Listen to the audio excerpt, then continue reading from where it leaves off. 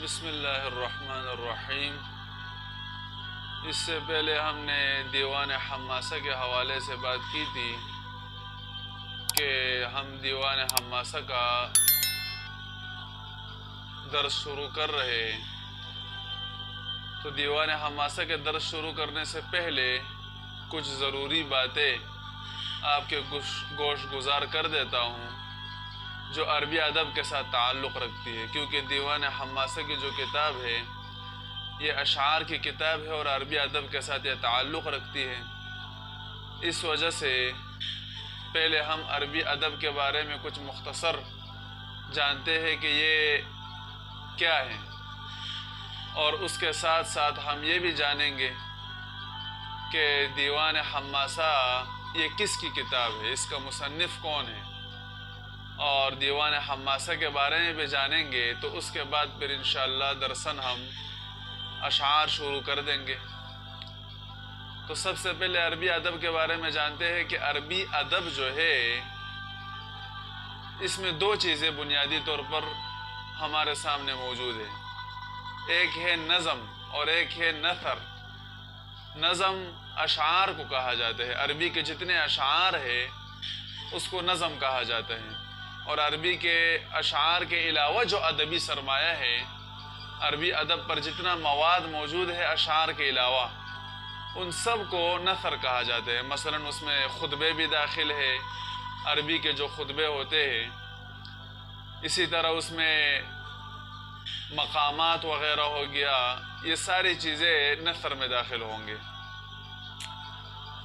تو چونکہ دیوان حماسہ یہ اشعار میں ہے، شاعر ویسے بالوں کو کہتے ہیں عربی زبان میں، تو شاعر جو ہوتا ہے وہ بالوں کی طرح باریک طبیعت کا مالک ہوتا ہے، اسی وجہ سے شاعر کو صاحب شعور کہا جاتا ہے، یعنی اس کے جو احساسات ہوتے ہیں، جو اس کے جذبات ہوتے ہیں، ان کو وہ ادبی جامہ پہناتا ہے اور اس کو اشعار کی صورت میں پیش کرتا ہے۔ اس وجہ سے اشعار میں اثر زیادہ ہوتا ہے، لوگ اس سے بہت زیادہ متاثر ہو جاتے ہیں۔ اس کی بنیادی وجہ یہی ہوتی ہے کہ اس میں احساسات ہوتے ہیں، جذبات ہوتے ہیں۔ تو ادب میں بنیادی طور پر احساس اور جذبے کا اور شعور کا بڑا دخل ہوتا ہے، اور اشعار کے لیے تو بنیاد ہی یہی ہے۔ یعنی شعر و شاعری کو ایک تو ادب کے طور پر لوگ سیکھتے ہیں، فنی طور پر، اور اس کے اوزان پڑھتے ہیں، عروض اور قوافی پڑھتے ہیں، لیکن ایک شعور ہے، وہبی اور فطری چیز ہے کہ اللہ رب العزت کسی کو اتنا احساس اور شعور عطا فرمائے کہ وہ فطری طور پر شاعر ہوتا ہے، طبعی طور پر۔ اس وجہ سے شعر و شاعری میں فطرت کا اور قدرت کا بڑا دخل ہوتا ہے۔ شاعر بننا اتنا آسان کام نہیں ہے، کسبی جو شاعر ہوتے ہیں وہ اتنا نام پیدا نہیں کر سکتے جیسے فطری جو شاعر ہوتے ہیں وہ بڑا نام پیدا کرتے ہیں۔ تو عرب کے اشعار میں جب ہم دیکھتے ہیں تو ایک تو عرب کے جدید اشعار ہیں، ان کے ساتھ تو ہمارا کوئی واسطہ نہیں ہے۔ وجہ اس کی یہ ہے کہ یہ اس پیمانے پر نہیں ہے، اور نہ قرآن اور حدیث میں اور دین میں ہمیں یہ کام آئیں گے۔ ہمیں جو کام آئیں گے وہ جاہلیت کے اشعار کام آئیں گے، یعنی اسلام آنے سے پہلے جو جاہل معاشرہ تھا عرب کا، اس میں جو بڑے بڑے طبعی اور فطری نامور شاعر پیدا ہوئے، ان کے اشعار سے ہم قرآن کے الفاظ کے لیے شواہد اور مثل پیش کر سکتے ہیں۔ جاہلیت کے جو اشعار ہے تو اس کا ایک بہت بڑا ذخیرہ ہے، جس کا 10واں حصہ بھی ہم تک نہیں پہنچا، لیکن جو پہنچا ہے وہ بھی بہت بڑا ذخیرہ ہے۔ اس کو اگر ہم پڑھ لیں اور اس کو سمجھ لیں تو قرآن اور حدیث کو سمجھنے میں ہمیں بہت آسانی ہو جائے گی۔ تو عرب کے جو اشعار ہیں وہ بنیادی طور پر کچھ خاص عنوانات میں منحصر ہوتے ہیں۔ مثلا اس میں سخاوت کا بڑا تذکرہ ہوتا ہے، شجاعت اور بہادری کی اس میں ایک گونج سنائی دیتی ہے۔ اسی طرح ہر شاعر اپنے قبیلے کی اور اپنے قوم کی تعریف کرتا ہے، مدح اور مدح کرتا ہے، اور بعض شعراء جو ہے وہ اپنے محبوب اور محبوبہ کی عشق اور محبت کی داستان سناتا ہے، جس میں وصل اور ہجر کے داستانیں چلتی رہتی ہیں۔ عرب خانہ بدوش قوم تھی، تو جہاں پر ان کا دوش ہوتا تھا، زندگی کے اسباب اور اسباب معاش پائے جاتے تھے، تو وہاں پر ان کا خانہ ہوتا، گھر ہوتا۔ پانی کی بھی بہت قلت تھی، تو جہاں پر پانی ملا وہاں پر پڑاؤ ڈال دیا، جہاں پر گرمی میں موسم اچھا ملا تو وہاں پر پڑاؤ ڈال دیا، جہاں پر سردی میں اچھا موسم ملا تو وہاں پر پڑاؤ ڈال دیا۔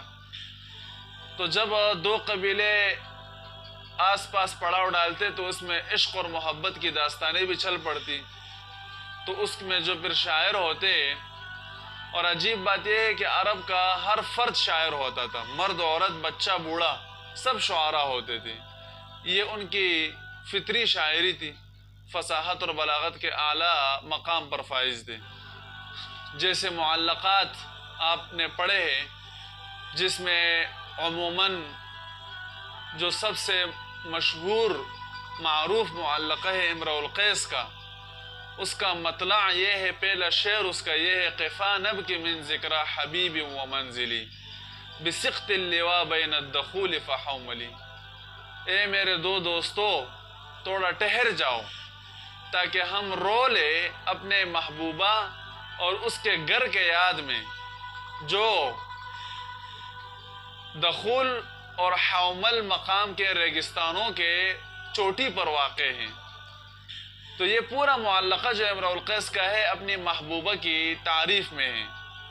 اسی طرح آگے کے معلقات کچھ گھوڑوں کی تعریف پر ہے، کچھ اونٹ کی تعریف پر ہے، چونکہ یہی چیزیں ان کے سامنے تھی، سادہ زندگی تھی، یا محبوبہ ہوتی تھی، یا گھوڑے ہوتے تھے، یا اونٹ ہوتے تھے، اور شراب، چونکہ عرب میں عادت تھی شراب پینے کی، اس وجہ سے شراب کی تعریف بھی بہت پائی جاتی ہے عربی اشعار میں، جاہلیت کے اشعار میں۔ لیکن ہمارا مقصود یہ چیزیں نہیں ہوگی، نہ ہمارا مقصود اونٹ ہوگا، نہ محبوبہ ہوگی، نہ گھوڑے ہوں گے، نہ شراب ہوں گے، نہ فخر ہوگا۔ ہماری جو بنیادی ضرورت ہے عربی اشعار سے، وہ ہے عربی ادب کا سمجھنا، تاکہ قرآن اور حدیث کے فہم میں ہمیں مدد ملے۔ تو عربی اشعار میں بہت ساری اصناف پائی جاتی ہے، مثلاً ایک صنف مرثیہ خوانی کی بھی ہے، اپنے کسی رشتہ دار کے وفات پر رونا اور اس کے بارے میں اشعار کہنا، غم اور الم اور درد کو بیان کرنا، اس کو مرثیہ خوانی کہتے ہیں۔ تو عرب میں بڑے مرثیہ خوان گزرے ہیں، لیکن جنہوں نے بہت بڑا نام پیدا کیا، متیمم بن نویرہ، اس کا بائی تھا مالک بن نویرہ۔ مالک بن نویرہ آپ صلی اللہ علیہ وسلم کی خدمت میں حاضر ہوئے، اسلام قبول کیا، صحابی ہے۔ حضرت ابوبکر صدیق رضی اللہ تعالیٰ عنہ کے زمانے میں مسلمانوں کے ہاتھ مقتول ہو گئے، تو ان کا بائی تھا متیمم بن نویرہ۔ جب تک مالک زندہ تھا اس وقت تک متیمم بے غم تھا، بے فکر تھا، نہ کوئی خاص شاعری کا ذوق تھا، نہ کوئی ٹینشن پریشانی تھی اس کو، کیونکہ بائی نے اس کو بہت ہی ناز و نعمت سے پال رکھا تھا۔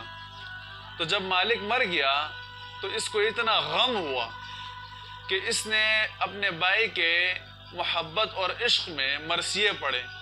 ان مرثیوں نے ایک عالمی ریکارڈ قائم کر دیا مرثیہ خوانی میں، عربی ادب میں۔ اس کا ریکارڈ کوئی توڑ نہ سکا۔ ایسے خطرناک مرثیے اس نے پڑھے کہ خود بھی روتا تھا اور پورے زمانے کو رلاتا تھا۔ آج بھی آپ ان کے اشعار پڑھے اور سمجھے تو آپ بے اختیار رو پڑیں گے۔ اور کچھ عربی ادب کے شاعری میں ہمیں حکمت اور دانائی، پند اور نصیحت کے اشعار بھی ملتے۔ مثلاً عربی کا ایک شاعر کہتا ہے، ابو زویب نام ہے اس شاعر، وَالنَّفْسُ رَاغِبَةٌ إِذَا رَغَّبْتَهَا وَإِذَا تَرُدُّ إِلَىٰ قَلِيلٍ تَقْنَعُ، کہ نفس وہ رغبت رکھتی ہے جب آپ اس کو رغبت دیتے ہیں. یعنی نفس کو آپ جتنا زیادہ رغبت دلاؤ گے اتنا ہی زیادہ وہ اس چیز میں رغبت رکھتی ہے. اور اگر آپ اس کو قلیل کم چیز کی طرف لوٹاؤ گے تو وہ قناعت اختیار کرے گا. تو یہ بہت بڑی اچھی بات ہے. یعنی نفس کو آپ جتنا دو گے اس کا پیٹ نہیں بھرے گا، حرص اور طمع اور لالچ اس میں بڑھے گی. آپ چاہتے ہو کہ مجھے 1,00,000 روپے مل جائے، لیکن جب آپ 1,00,000 روپے اپنے نفس کو دے دے تو وہ زیادہ مانگے گا، 2,00,000 مانگے گا.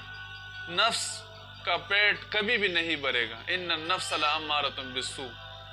تو یہ بہت ہی حکمت اور دانائی پر مبنی شعر ہے. تو عربی ادب کا ذوق یہ بہت اچھا ذوق ہے. خود آپ صلی اللہ علیہ وسلم بھی بہت شوق سے عرب کے جاہلیت کے اشعار سنتے تھے اور صحابہ کو حکم دیتے کہ عرب کے جاہلیت کے اشعار سنیں.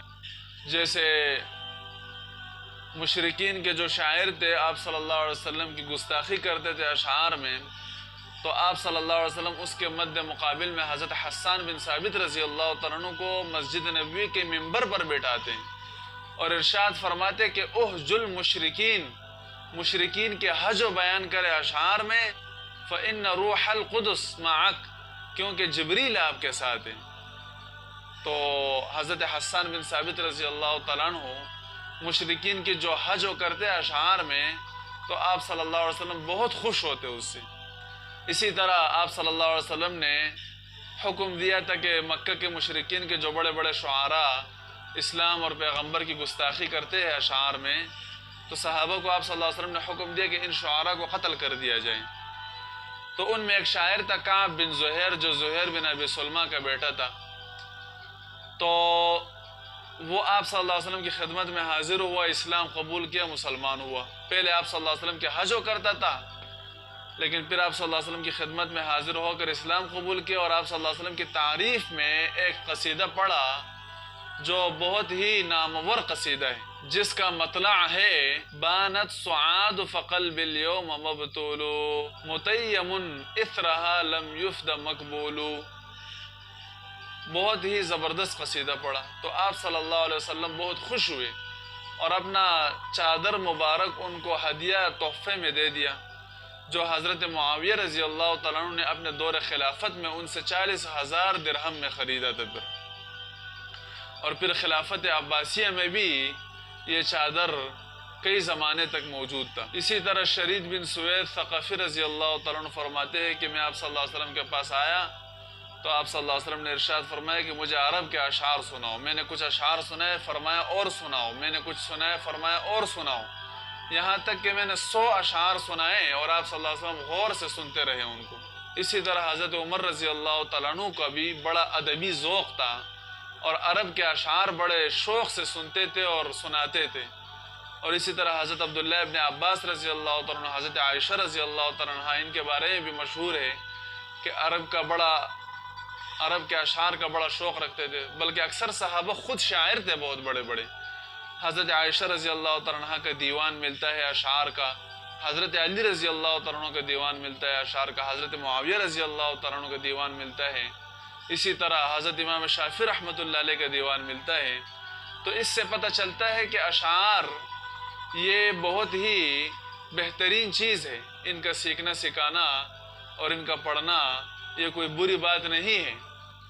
ہاں، اشعار میں اگر آدمی اتنا لگ جائے کہ اللہ کو بھول جائے، پیغمبر کو بھول جائے، دین کو بھول جائے، فسق و فجور اختیار کر لے، تو ان اشعار کے بارے میں بڑی سختی سے منائی ہے. ہاں، جو اشعار وہ آپ کے علم کو مضبوط کرے، آپ کی اصلاح کرے اور قرآن اور حدیث کا فہم پیدا کرے، تو یہ تو عبادت ہے. اگر ان کو اس نیت سے پڑھا جائے گا تو یہ عبادت ہوں گے، یہ کوئی بری چیز نہیں ہے. تو دیوان حماسہ جو ہے، اس کا جو مرتب ہے جس نے ان اشعار کو جمع کیا، اس میں تو عرب کے جو جاہلیت کے زمانے کے بڑے بڑے شاعر ہیں ان کے اشعار کا انتخاب کیا گیا ہے، جس میں 10 ابواب ہیں. لیکن ان سب ابواب میں باب الحماسہ یہ بہت زیادہ مشہور ہے اور یہی تقریباً پڑھایا جاتا ہے.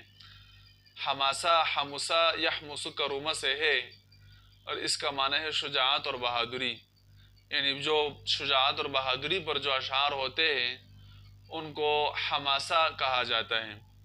تو باب الحماسہ میں شجاعت اور بہادری کے اشعار پڑھائے جاتے ہیں، اور یہ جو کتاب مرتب کی ہے ابو تمام حبیب ابن اوس طائی نے مرتب کی ہے، جو خود بھی عرب کا ایک بہت بڑا شاعر گزرا ہے۔ اس زمانے میں رواج یہ تھا کہ شعراء بادشاہوں کے پاس جا کر ان کی مدح کرتے، تعریف کرتے، قصیدے پڑھتے اور ان سے انعام اور تحفے تحائف وصول کرتے۔ تو ابو تمام حبیب ابن اوس طائی کے بارے میں آتا ہے کہ ان کے زمانے میں کوئی شاعر بادشاہ سے انعام اور تحفہ وصول نہیں کر سکا ان کی وجہ سے۔ ہر جگہ ان کا نام تھا اور یہی انعامات اور تحفے وصول کرتا، باقی شاعروں کو کوئی پوچھتا بھی نہیں تھا۔